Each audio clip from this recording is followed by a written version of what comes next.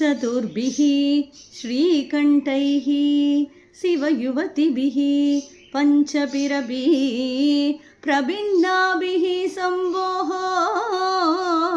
नवभिरभिमूल प्रकृतिभिः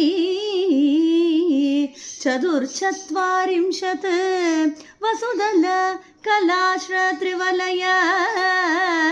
त्रिरेकाभिः सार्धं तव चरणकोणाः परिणता द्वितीयं सौन्दर्यं दुहिनगिरिकण्ये तुलयितुं कवीन्द्राः कल्पन्ते कथमपि विरिञ्चिः प्रभृदयः यद्